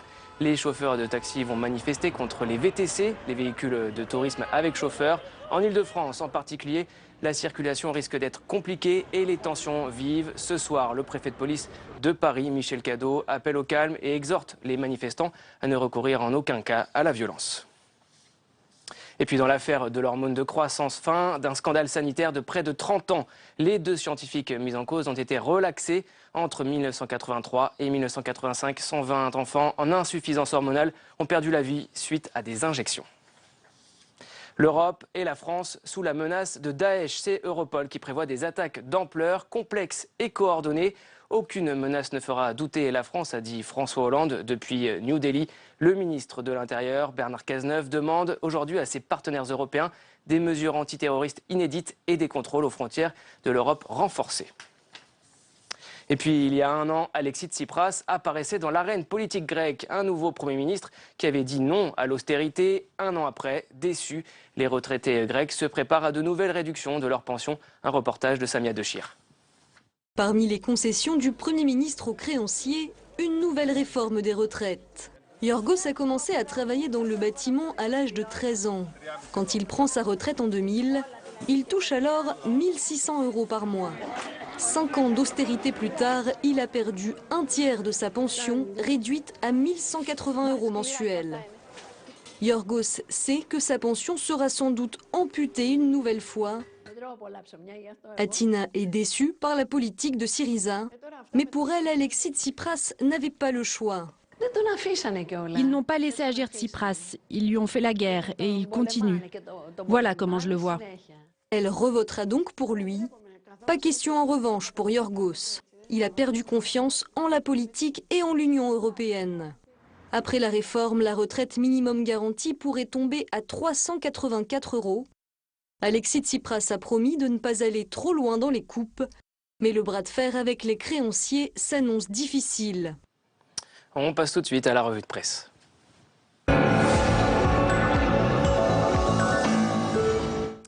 La revue de presse et on découvre ensemble les unes de vos quotidiens. Demain, on va commencer, Paul, avec le rapport Badinter sur le Code du travail en une de la Croix. Exactement, le Code du travail remis sur le métier, titre le journal. Et l'éditorialiste Guillaume Goubert qui s'arrête sur les 35 heures. On en parlait il y a quelques instants, Sonia. Et ces 35 heures, il les compare au sparadrap du capitaine Haddock dans Tintin. Vous le savez, celui dont il ne parvient jamais à se débarrasser. Gouvernement de droite comme de gauche, dit le journaliste, tous se succèdent sur la question sans jamais trancher. Bref, interminable 35 heures, titre l'éditorialiste. On poursuit avec la une du Monde, datée de demain. Le quotidien qui revient évidemment sur les propositions de Robert Badinter. À lire également un papier presque caustique sur les mea culpa des leaders de la droite. Ceux de Sarkozy, Juppé, Fillon ou encore Copé. Le Monde souligne que les Républicains se livrent à un exercice général d'autocritique. Bref, ils se rêvent tous en hommes neufs, dit le quotidien. Mais la plupart des prétendants à la primaire de droite n'ont quitté le pouvoir que depuis 2012. Un pari donc risqué de cette politique du mea culpa à lire dans Le Monde. Hollande. L'opinion à présent. Schengen, opération dernière chance, dit le journal. Face aux défis terroristes et migratoires, des États veulent prolonger les contrôles aux frontières. Sans l'aval de l'Union européenne, souligne le journal, ces États pourraient s'affranchir de toute règle commune, signant ainsi la fin de l'espace Schengen. L'opinion rappelle que les 28 n'auraient plus que quelques mois, voire quelques semaines, pour sauver l'espace de libre circulation des personnes. On va découvrir ensemble la une des Échos à présent. Il y a cette alerte sur la dette des pays émergents. Une du journal, les marchés émergents auraient un record de dette à risque. Les craintes s'accumulent sur les Échos, dit les Échos, sur les obligations émises par les pays émergents. Le montant des dettes s'élèverait à 221 milliards de dollars. Un chiffre qui s'explique notamment par l'endettement des entreprises locales, multiplié par 10 entre 2009 et 2015. C'est à lire demain dans les Échos. Et on finit ce soir avec Libération. Libération, le quotidien qui lance les débats pour la primaire à gauche. Inégalité, climat, Europe, éducation. Libération propose un tour d'horizon des questions de fond que devra trancher la gauche si elle veut continuer à gouverner. Une ouverture des débats suite à l'appel d'élus, de sociologues et d'intellectuels à l'organisation de la primaire pour 2017. Merci beaucoup Paul. À demain. Merci à vous et tout de suite, c'est l'entretien pour aller plus loin.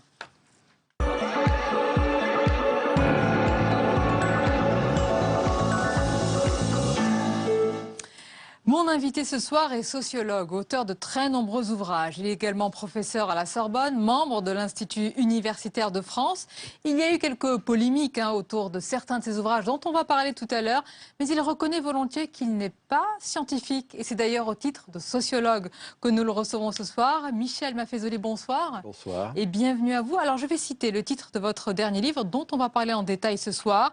C'est La parole du silence aux éditions du CERF. Mais d'abord, je voulais avoir votre regard, votre analyse. On vient d'en parler dans ce débat de la situation à Calais, avec des poussées de fièvre régulières. Calais est aujourd'hui un peu la poudrière de la crise migratoire.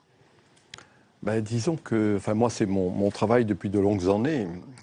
Vous l'avez bien signalé, j'essaie de réfléchir, pas d'une manière scientifique, mais en faisant de la connaissance de fond. C'est dire que nous sommes en train de passer à un nouveau cycle. En France, on en a peur, d'ailleurs, du mot. Je dis, moi, post-modernité. Chaque 3-4 siècles, il y a un changement de fond qui s'opère. Nous sommes actuellement dans un de ces changements. Les temps modernes, où tout était régulé, où il y avait la foi dans l'avenir, où le rationalisme était important. Enfin, tous ces éléments qui ont fait les belles choses de nos sociétés modernes, c'est en train de se déliter, de cesser, de laisser de la place à autre chose. Et cette autre chose, bien justement, on voit en particulier cet élément, moi c'était un des éléments que j'avais souligné, le nomadisme. Ça circule. C'est pas la première fois dans les histoires humaines. Si on prend du recul, quand on regarde sur la longue durée, on voit comment chaque fois que s'achevait un cycle, il y avait justement du nomadisme. Ça bougeait, ça circulait. Voilà, nous sommes dans un de ces moments. Dans ces moments-là, ça se fait avec crainte et tremblement. Ça, c'est très intéressant. Michel Maffezoli, vous dites fin d'un cycle, comme une parenthèse qui s'ouvre et qui se ferme. Et elle est vraie, dites-vous, de notre République, une et indivisible. C'est la fin, dites-vous, de cette République. Pourquoi? Quels signes vous y voyez? Il y a toute une série d'indices qui montrent bien en quelque sorte que, encore une fois, ces grandes valeurs de la société qui arrivait à intégrer les étrangers. Moi, mon grand-père était italien. Il est venu travailler dans les mines du Midi et je vois dans mon petit village de Sévenol, justement, les Espagnols, les Italiens, les Polonais, etc., perdaient leur langue, leur manière d'être, etc., pour entrer dans cette belle et grande idée de la République une et indivisible. Pour moi, c'est en train de s'achever, ce qui ne veut pas dire que la res publica, la chose publique, cesse, mais peut prendre une autre forme. Moi, c'est l'image de la mosaïque, c'est-à-dire comment, d'une certaine manière, à partir de la diversité, des particularités, tout cela peut tenir ensemble, mais encore une fois, on est en train de faire l'apprentissage. Et ça, c'est très intéressant. L'apprentissage, c'est toujours avec des épreuves. Restons sur cette mosaïque. Donc, on n'est plus sur une unité, on est sur presque une affirmation, une réaffirmation d'identité au pluriel, de particularisme. Il y a des revendications, alors alsaciennes, bretonnes, corses, et si je ne fais pas de régionalisme, il y a des revendications religieuses. Vous dites, elles existent, au contraire, elles forment la République aujourd'hui? Je le pense. Je pense qu'on ne peut plus gommer ce qu'étaient, encore une fois, ces affirmations religieuses. On peut en penser, on peut être un mécréant, c'est pas là la question. Mais il n'en reste pas moins qu'il faut accepter le fait que maintenant, toute une série en particulier des jeunes générations, vont revendiquer leur spécificité religieuse. Donc il faut voir comment tout cela va s'ajuster les unes par rapport aux autres. On ne peut plus avoir le grand rouleau, en quelque sorte compresseur du rationalisme qui avait évacué toutes ces dimensions sacrées en les taxant d'obscurantisme. Non, non, c'est quelque chose qui caractérise aussi notre humaine nature, d'avoir des craintes, de la fascination pour le sacré. Voilà, je dis, on est en train de faire l'apprentissage. Vous voyez, je vais vous donner une image qui, pour moi, précise bien ce que j'essaie de dire. Non plus, j'ai bien dit, la République une et indivisible, mais le fait qu'on peut penser la res publica, la chose publique, à partir de la diversité. Quand je passe souvent près de chez moi à la cathédrale à Notre-Dame, je vois cette belle voûte. La voûte de la cathédrale gothique, c'est la tension des pierres les unes sur les autres qui donne l'équilibre de la voûte. Eh bien, c'est une image de ce qui est en train de se passer. Non pas dépasser les tensions, mais voir comment cette tension peut donner un équilibre. Moi, je dis harmonie conflictuelle. Et ça, c'est une belle image. Et vous pensez, j'espère, qu'on peut arriver à cet équilibre. Mais vous entendez le gouvernement aujourd'hui. Par exemple, Manuel Valls, le Premier ministre, que vous dit-il? Les valeurs républicaines. Surtout ne pas fragmenter cette République. Surtout ne pas la voir comme une mosaïque, justement, de strates, d'identité et surtout de revendications religieuses. Qu'est-ce que vous en pensez, ça? Je pense que pas... Moi, je ne peux pas dire critiquer un non, mais vous allez dire ce que vous en pensez. Je peux dire tout simplement que la classe politique en général, gauche et droite confondues d'ailleurs, eh bien, reste quand même sur des incantations. Hein, les valeurs républicaines, la laïcité, etc. Vous voyez, l'incantation, les ethnologues montrent que ça veut dire on chante quelque chose dont on n'est pas convaincu. C'est ce que veut dire le mot incantation. Bien, plutôt que de parler des valeurs républicaines, de la laïcité, voir en quelque sorte comment très souvent une conception de la laïcité peut être laïcarde. C'est-à-dire un laïcisme qui, d'une certaine manière, est le contraire de la vraie laïcité, qui est de l'ordre de la tolérance, de l'acceptation de l'altérité et de l'autre. Donc, plutôt que de parler, encore une fois, comme ça, d'une manière incantatoire, des valeurs républicaines, essayons de voir comment, d'une manière proxémique, on vit les uns par rapport aux autres, en respectant le fait de s'habiller de telle manière, d'avoir tel avantage culinaire, etc. Acceptation. Mais imaginez, on peut comprendre que le gouvernement mette en avant, alors vous dites de façon incantatoire cet idéal républicain, mais vous allez jusqu'à employer le mot idéal communautaire. Vous allez en faire hurler beaucoup parce que quand on entend idéal communautaire, on ne peut pas nier qu'il y a quelque part un malaise identitaire, qu'il y a des revendications qui poussent plus que d'autres. Où faut-il mettre la limite dans votre modèle, si je puis dire? Moi, c'est pas tout à fait un modèle. Moi, je fais des propositions. Oui. Hein, j'essaie de donner à penser. Que cela fasse crier, j'ai l'habitude. Donc, de ce point de vue, oui. J'ai l'habitude et ce n'est pas un vrai problème de mon point de vue. Il faut savoir provoquer, appeler en avant, dans le sens étymologique du terme. Eh bien, tout simplement, ce mode d'acceptation de l'autre, c'est-à-dire finalement le fait que je ne vais pas réduire l'autre au même. Je rappelle qu'un des grands sociologues du 19e siècle, Auguste Comte, définissant la société, disait en latin « reductio ad unum ». Je réduis à l'un. Là, non, il y a de la diversité, il y a de la pluralité, et on est en train de faire encore une fois l'épreuve et l'apprentissage de cela. Mais concrètement, dans juste, oui. Vous me disiez... Et je vous ai dit, dans une société où il y a l'idéal communautaire. Non, j'ai pas répondu, pas répondu, et c'est important, excusez-moi. Je dis idéal communautaire parce que c'est une grande dame de la pensée qui s'appelle Hannah Arendt, une belle et grande philosophe, qui montrait comment la modernité s'est construite sur l'idéal démocratique. C'est-à-dire ceux qui ont donné nos sociétés, des institutions une, etc., la République une et indivisible. Bon, moi je dis actuellement, il se trouve qu'il y a un changement de fond qui est en train de s'opérer. Je prends l'image de la mosaïque qui est là. Et bien du coup, plutôt que de taxer cela en disant communautarisme, ce qui est une attitude fréquente en France, de voir du communautarisme partout, essayez de voir que peut-être ce serait un idéal, c'est-à-dire un idéal communautaire, c'est-à-dire un ajustement, non pas a priori, mais a posteriori, de ces diverses communautés les unes par rapport aux autres.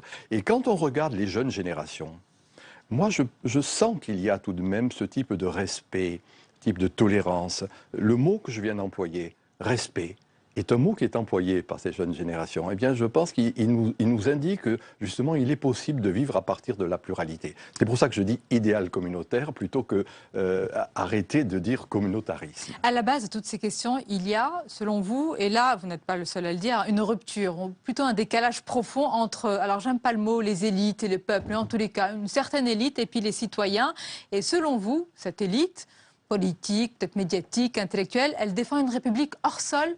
Elle est complètement déconnectée. Est-ce qu'on peut en faire un bloc de cette élite qui serait comme ça, complètement si loin de la réalité? Ce n'est pas la première fois qu'il y a un désaccord entre les élites et le peuple. Machiavel. Alors Machiavel, moi je cite Machiavel. de la place publique, car je ne l'ai pas en tête, je ne sais, la pensée du palais opposée à la pensée de la place publique. Voilà. Mais je rappelle pour les gens de mon âge qu'on apprenait le latin encore à l'époque, la sécessio plebis. Hein, le peuple fait sécession. C'est pas la première fois qu'il y a un désaccord. Pour moi, l'intelligentsia, les élites, c'est ceux qui ont le pouvoir de dire et de faire. Journalistes, hommes politiques, universitaires. Eh bien, pourquoi? Parce que cette intelligentsia reste sur un logiciel, si on reprend ce mot à la mode, qui est un peu dépassé, c'est-à-dire celui des Lumières, la philosophie des Lumières, les grands systèmes sociaux du 19e siècle, et que globalement, on reste figé et fiché en France, hein, en France. Là-dessus, c'est pour cela qu'on a du mal à parler de la post-modernité. Oui, il y a un vrai décalage, et c'est quand il y a ce décalage, quand il y a un écart, que viennent se nicher les discours de haine, de xénophobie et de racisme, et l'actualité n'est pas avare d'exemples démagogiques en ce sens. Alors, dans votre livre, dans votre essai intitulé « La parole du silence », vous dites qu'on parle par évitement. C'est-à-dire, là encore, on évite de nommer les choses, on contourne, on enjambe, et pour rejoindre ce que vous venez de dire, c'est là où se nichent finalement les extrémismes, le rejet de l'autre, etc. C'est cela? Oui, moi je dis qu'il ne faut pas tout dire. Voilà, hein, c'est-à-dire qu'il est fréquent, et alors je vais mettre les pieds dans le plat, il est fréquent, encore une de ces incantations, de parler de la liberté d'expression. C'est-à-dire ce fait qu'on pourrait tout dire et n'importe quoi sans avoir l'attitude de discernement, encore une fois, de respecter les convictions, les sentiments des autres. Et que cette liberté d'expression et ce tout dire, hein, la vérité ne nous échappera pas, cette transparence, tout doit être clair, vient encore une fois de ce rouleau compresseur du rationalisme qui repose que sur la raison. Or, ce que nous sommes, c'est aussi des sentiments. C'est des émotions. Et les sentiments, les émotions, tout ça ne s'exprime pas forcément au travers des mots, au travers du verbalisme, etc. C'est en ce sens que je dis, il faut avoir de la prudence. Je dis, le discernement, c'est la discrétion en latin, c'est-à-dire ce qui est discret. La discrétion médiévale, voilà. Qui était cet art du discernement, c'est bien cela. Et pour moi, c'est la vraie caractéristique et la vraie qualité de pensée, la vraie qualité philosophique, c'est-à-dire savoir discerner et du coup être discret. Moi, je peux avoir des convictions anticléricales. Je ne vais pas forcément publiquement les afficher au risque de choquer un tel, qui ont au contraire, eux, des convictions religieuses. Et il est de notre attitude pour respecter, encore une fois, cette harmonie fut-elle conflictuelle, de respecter. Hein. Je dis bien, le mot respect, respicere, ça veut dire regarder un peu en arrière, c'est-à-dire ce qui vient de la tradition, ce qui fait qu'on ne peut pas tout simplement évacuer au nom du progressisme ses racines. Qui sont les nôtres. Voilà, je demande un peu de respect par rapport à ces racines. Alors, vous parlez de l'importance des mots. Il y a un mot qu'on entend beaucoup aujourd'hui, c'est le mot guerre. Nous sommes en guerre. Et dans cette guerre contre l'État islamique, nous utilisons des bombes et des armes. Mais qu'en est-il de la guerre idéologique, hein, peut-être beaucoup plus compliquée à mener et à gagner? Est-ce que selon vous, est-ce qu'on est armé, vous qui êtes sociologue, qui regardez, qui pensez notre société, est-ce qu'on est armé pour combattre les esprits et vaincre par rapport à des Français qui tuent aujourd'hui d'autres Français? Oui, moi je sais pas, je n'ai pas de compétences pour répondre sur ce thème de la guerre. Je dis uniquement... Vous aviez déjà répondu, vous avez dit il faut penser cette pulsion, voir d'où elle vient. Oui, cette pulsion de l'islam radical. Voilà, mais exactement, je le pense. Je vais vous dire d'où elle vient de mon point de vue. Elle vient du fait qu'encore une fois, on a voulu évacuer toute forme de sacré. Et que... C'est ce que j'appelle le rouleau compresseur, hein, en quelque sorte. Alors que c'est une structure anthropologique. On peut en penser ce qu'on veut. Les sociétés équilibrées ont su, l'expression que je dis, moi, c'est homéopathiser, ritualiser, intégrer un peu de ce sacré pour que ça ne devienne pas pire. Et donc, dans le fond, pour être clair pour moi, le djihadisme, eh bien, c'est la forme perverse d'un sacré qu'on n'a pas su gérer. tout simplement en voulant l'évacuer dans sa totalité. Alors que je dis bien, les belles sociétés ont su équilibrer, intégrer, encore une fois, pour éviter les formes perverses et donc sanguinaires. Voilà, alors ça veut dire que plutôt que de parler de guerre, essayons de trouver les mots qui soient en pertinence avec ce qui est en jeu, ne pas se contenter des valeurs républicaines, de la laïcité, etc. D'où le discernement, toujours. Voilà, le discernement qui fait que je peux accepter, intégrer, ritualiser et donc canaliser ces éléments du sacral qui sont là, inhérents à notre... Michel Maffezoli, quand on vous lit, j'ai lu avec intérêt votre livre, on vous entend, on se demande pourquoi il y a des polémiques et des controverses. Ça vous fait sourire autour de vous. Alors moi, j'ai appris, nous en avons parlé tout à l'heure, d'un canular par vos anciens étudiants. Est-ce que vous voulez solder ce qui s'est passé? Qu'est-ce qu'on vous reproche finalement? Bon, un canular, c'est un canular. Et un canular bien fait, moi je trouve ça plutôt amusant. Qu'à partir de là, on fasse, comme cela fut le cas, une critique ad hominem contre moi, ça c'est beaucoup plus dangereux. Alors, dangereux, ça me laisse, je dois vous avouer, indifférent. J'ai un certain âge qui me permet d'avoir ici une sérénité. Par contre, c'est symptomatique, à mon avis, et c'est ainsi que je l'interprète. Peut-être ai-je tort.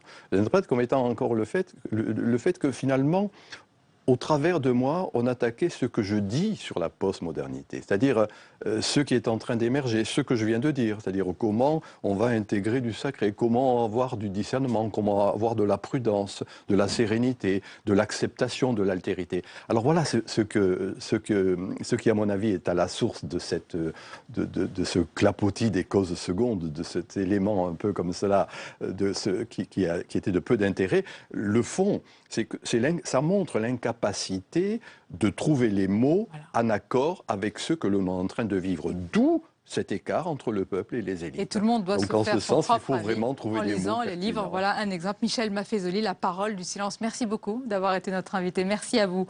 On arrive presque à la fin de cette émission. Tout de suite, c'est le zapping de Public Sénat. Moment choisi ce soir par Sophie Normand-Couturier. Moi, j'appelle au calme et à la responsabilité de tous.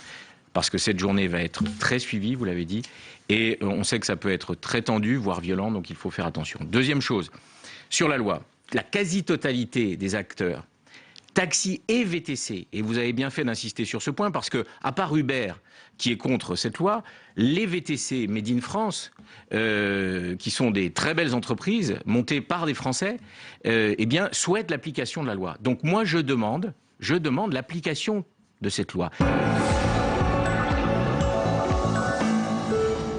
Un sénateur des Français de l'étranger, c'est un globe-trotteur. Là, Olivier Cadic se rend aux Pays-Bas. Il y a quelques jours, c'était le Népal, l'Inde ou encore la Bulgarie.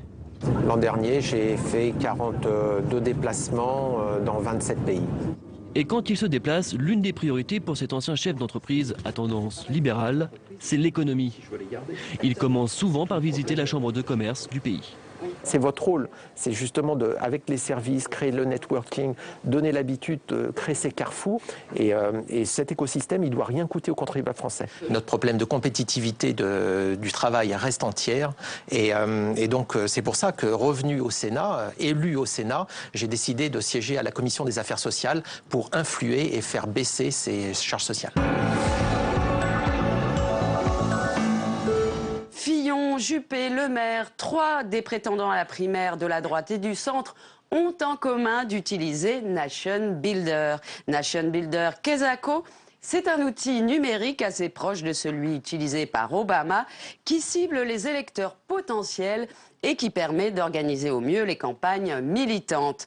Expérimenté à droite comme à gauche lors des municipales et des régionales, ce type de logiciel devient l'outil indispensable de toute bonne campagne numérique. Eve Zuckerman, vous faites donc partie du pôle digital de l'équipe d'Alain Juppé. Vous avez mis en place, vous, Nation Builder. Alors, comment ça marche et pourquoi avoir mis en place ce type d'outil ? L'objectif, c'est d'utiliser cet outil pour identifier au mieux nos soutiens ou nos soutiens potentiels, les recruter et les encourager à recruter autour d'eux. Ce rapport constitue plus une déclaration de bonnes intentions. Au départ, lorsque nous avons rencontré M. Badinter, on lui avait demandé justement que ces principes qui sont érigés en droits fondamentaux soient accompagnés d'un contenu, qu'il précise un petit peu les choses. Et là, dans beaucoup de thèmes, dans beaucoup de matières, on ne retrouve pas les orientations que M. Badinter et le groupe de travail veut donner. La France qui est un pays ami et qui est un pays ami. Ça fait réagir Guy Birenbaum et Fabienne Salzès en même temps. Hein. Écoutez, vous savez bien que je suis indépendantiste, donc personne n'est surpris que je tienne de tels propos. C'est même pas de la provocation, lui. Il est indépendantiste. C'est comme ça qu'il parle tout le temps, en fait. Il est indépendantiste. Et en plus, quand sur la polémique, quand Valls dit la nation corse, je sais pas ce que c'est, ben c'est dommage. Il y a eu une nation corse. Et lui, il fait référence à ça. C'est une nation qui a perdu sa souveraineté, mais pour lui, un jour, il la retrouvera. Et donc voilà. Ce sont des images que l'on n'imagine pas en France. 4200 migrants s'entassent ici dans des abris de fortune. Les jours de pluie comme aujourd'hui, la boue s'infiltre partout. Quelques points d'eau, des toilettes mobiles et Médecins du Monde qui sillonnent les allées. C'est un bidonville qui ne cesse de grossir aux portes de Calais. Et on arrive à la fin de cette émission. Merci de votre fidélité. Vos autres rendez-vous, c'est demain, Territoire d'Info. L'invité, c'est Olivier Schramek, le président du CSA. Et je vous retrouve bien sûr avec plaisir à 22h pour 1h30 de débat, décryptage et d'entretien. Belle et douce fin de soirée en notre compagnie.